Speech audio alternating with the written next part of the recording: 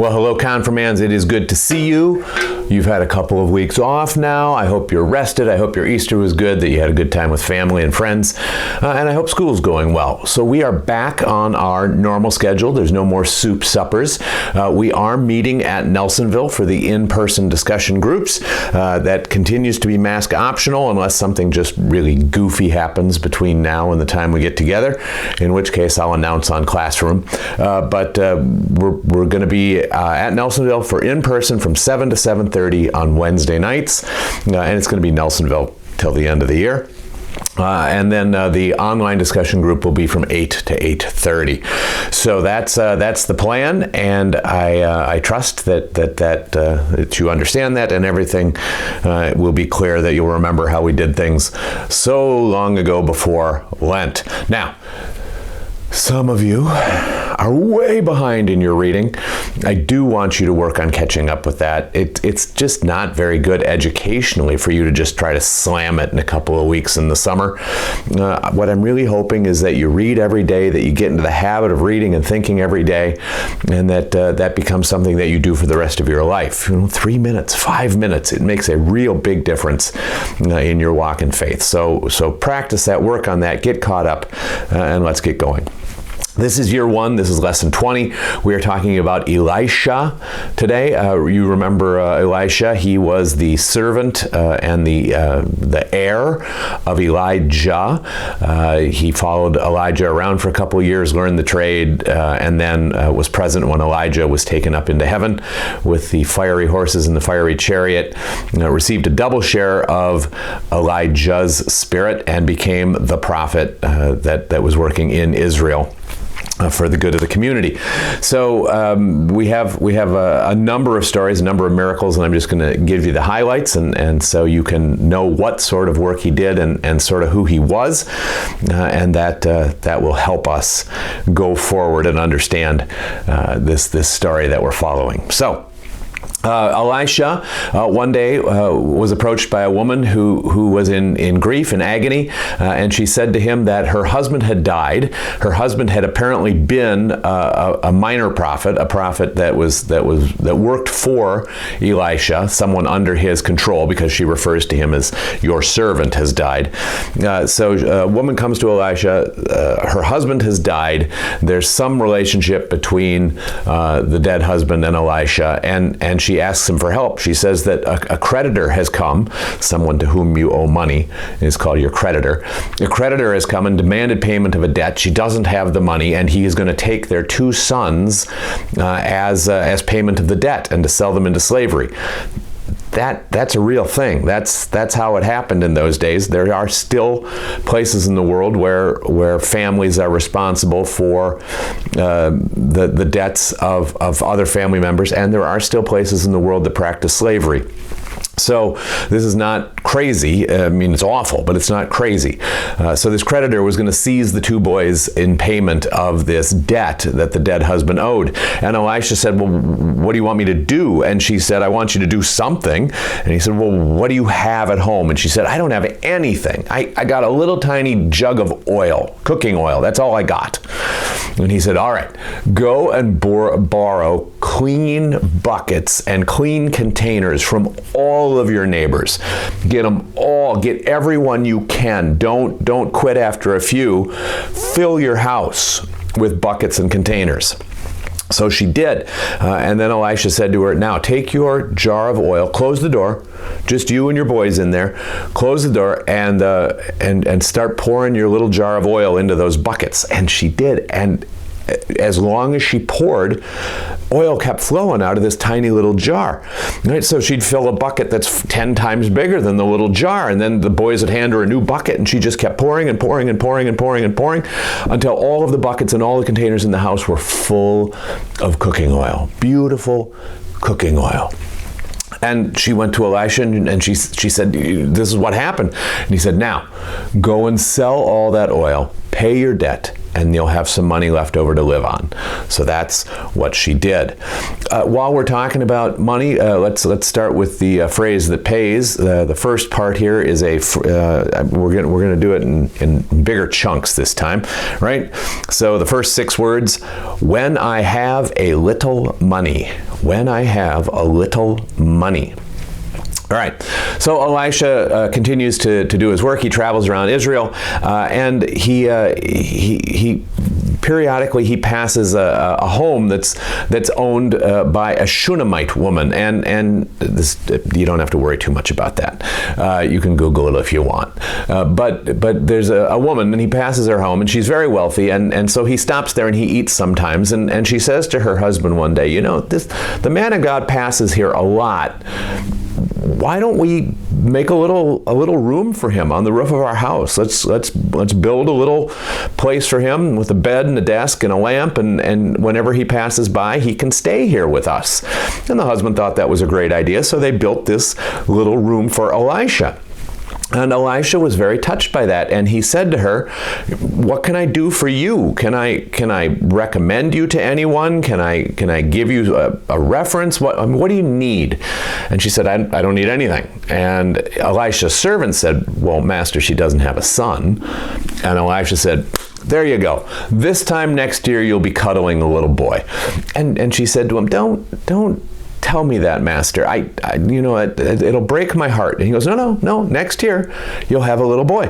And by the next year, she did. She had a little boy, and her heart was filled with peace and love and hope and gratitude.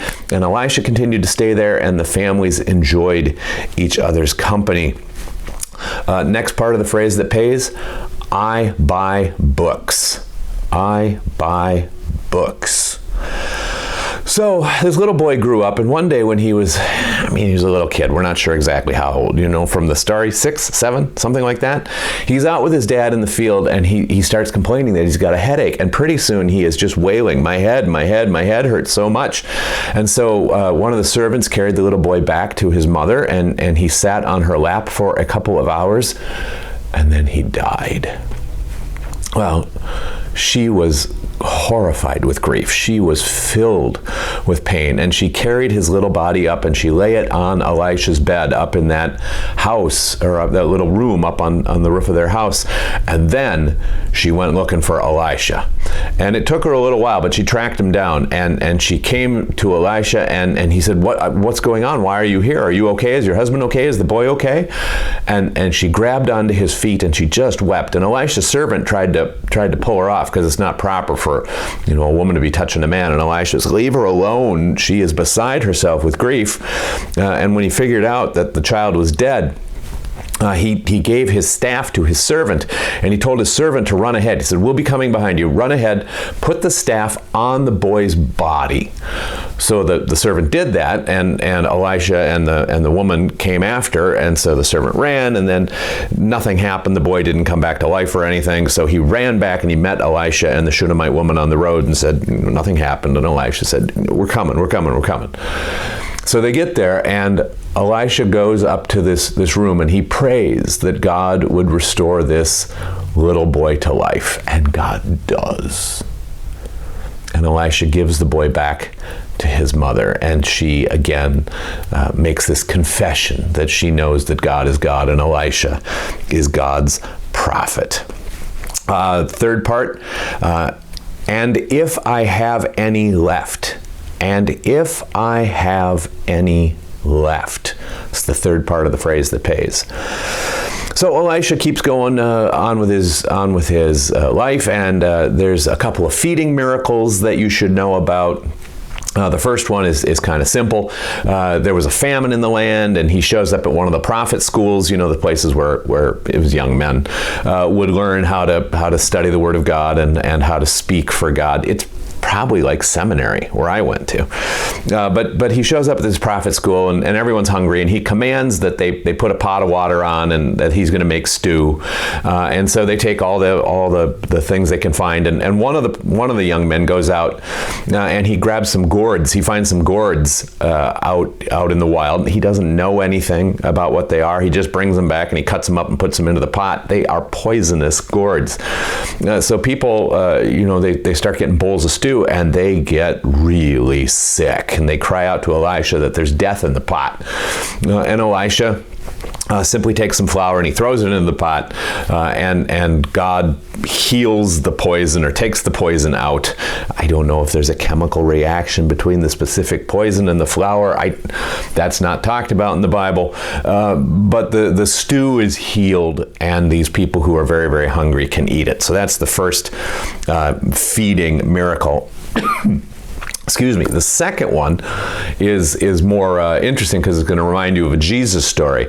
That a guy shows up one day with a little bit of grain and 20 loaves of bread, and Elisha is supposed to be feeding 100 people, and he tells the servants, "Oh, great, good, we're ready. We got the food we need. Take the 20 loaves of bread and feed the 100 guys."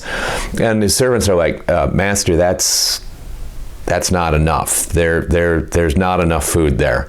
And Elisha says, sure, it's going to be plenty. They're going to eat their full, and there's going to be food left over. So the servants trust, and they give the 20 loaves to the 100 men, and the 100 men eat and eat and eat and eat and eat and eat and eat, and there's food left over when they're done. Of course, that's supposed to remind you as a Christian young person of the story of Jesus feeding 5,000 with 5 loaves and 2 fish. Remember that story? All right, so Jesus has 5 loaves, 2 fish. He has his disciples sit everybody down on the grass. He passes the food around. Everyone eats their fill, and there's 12 baskets of leftovers, one for each of the 12 tribes of Israel. Do I have to keep saying that? Or every time I say 12, can you just fill that part in? Anyway, so Elisha, who has a double portion of Elijah's spirit, feeds 5 guys with each loaf of bread, right? 20 loaves, 100 guys, 100 divided by 25, right? So 1 loaf of bread feeds 5 guys. You want to know how great Jesus is? I mean, it's like those things in video games, little Easter eggs in video games that are a little surprise, right? You're supposed to read this story of Jesus feeding the 5,000 with a little bit of delight, because this Elisha story, right? Everybody who went to Hebrew school, paid attention in Hebrew school, knows this story. So you're supposed to say to yourself, Elisha did this cool thing. 1 loaf of bread fed 5 guys. Jesus, with 5 loaves, fed 5,000 guys. It's one feeding 1,000. That's how great Jesus is. That's how powerful Jesus is. That's how magnificent Jesus is. So that's the sort of stuff that you are supposed to be paying attention to. All right, next part of the phrase that pays. I buy food and clothes. I buy, B-U-Y, food and clothes. All right. Now, there was a neighboring king, Aram, king of Aram, and the king of Aram would periodically attack Israel. And on one of these attacks, they carried away a little girl and they made her a slave.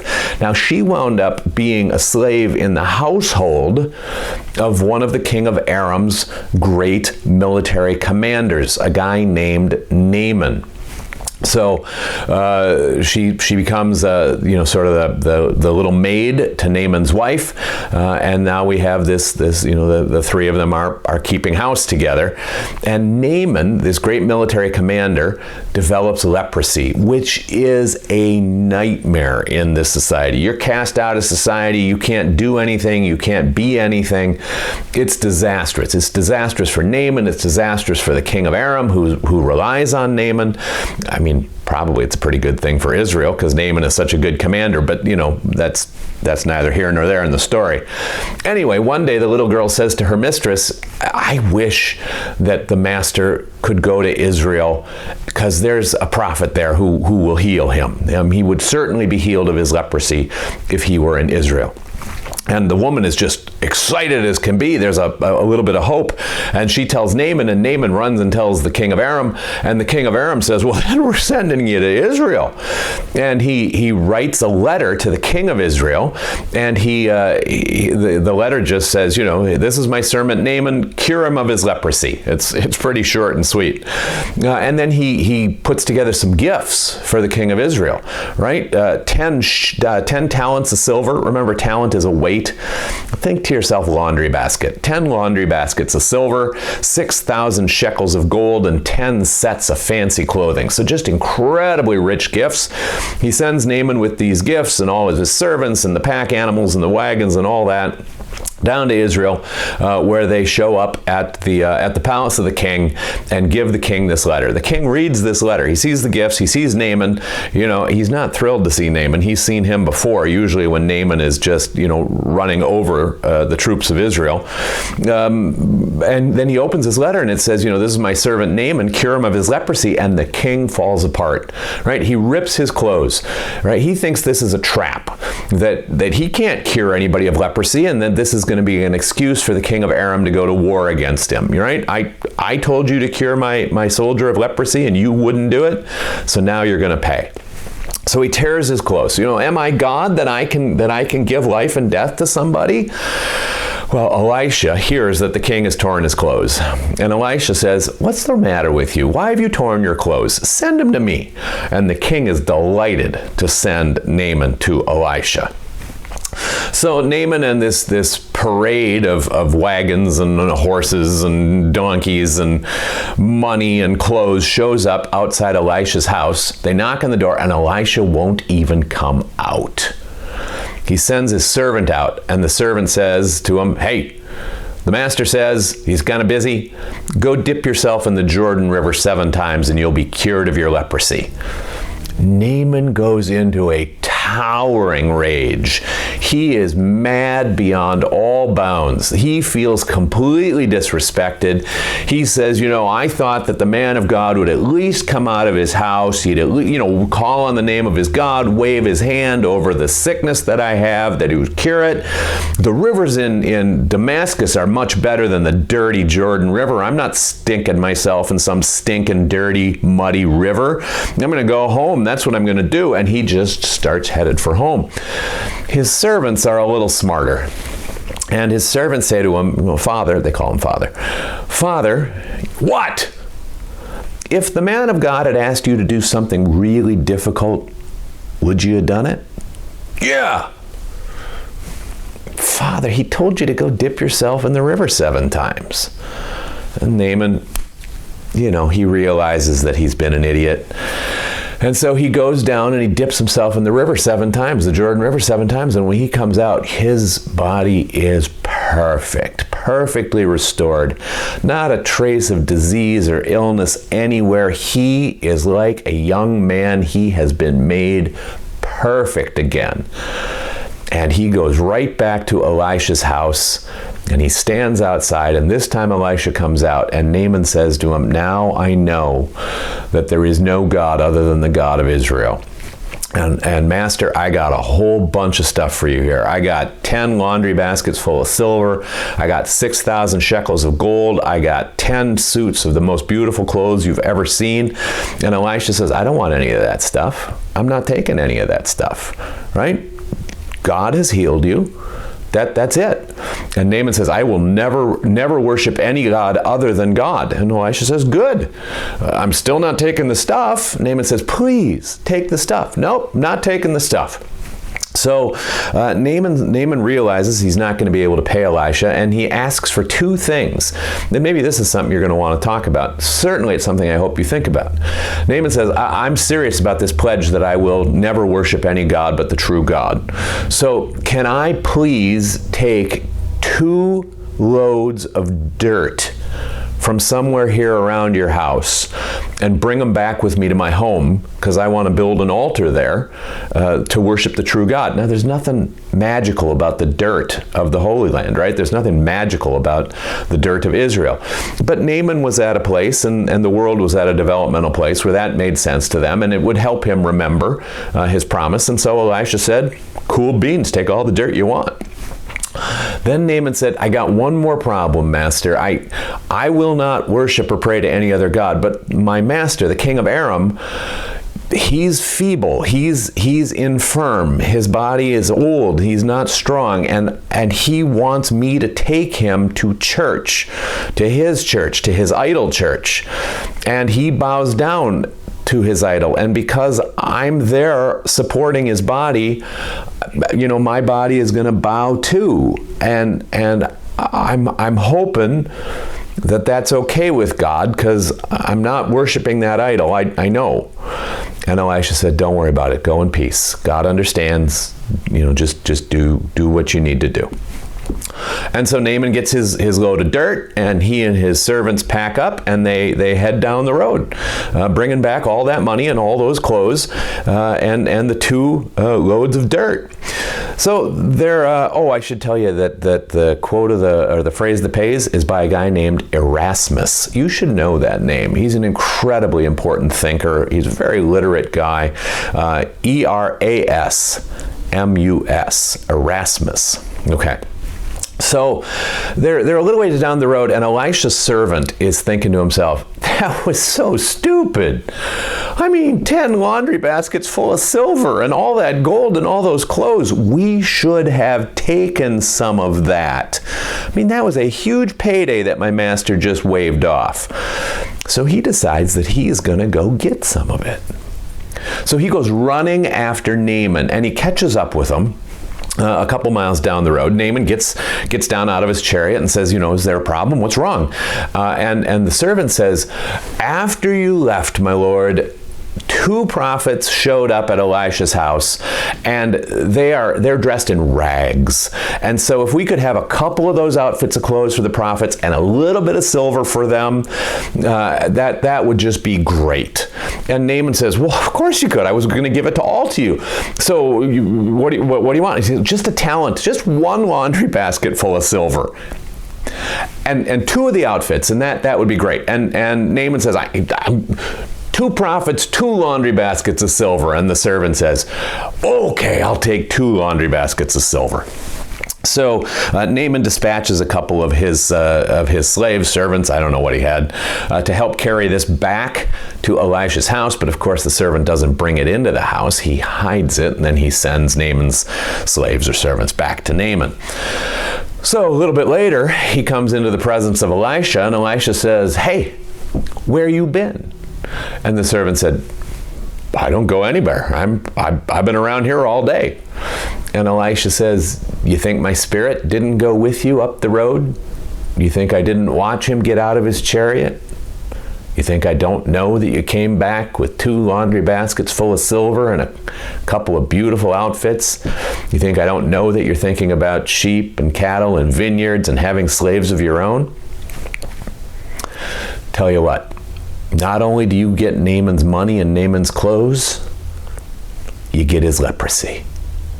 And immediately the servant's skin turned white as snow, and he never recovered.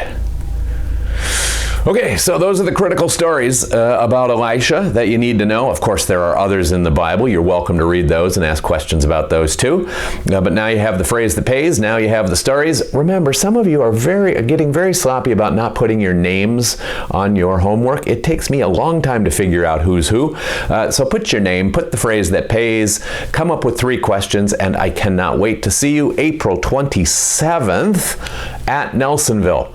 7 o'clock for the in-person group, 8 o'clock for the online group. Jesus loves you like crazy. Everything's new. He's risen from the dead. I'll see you later. Bye-bye.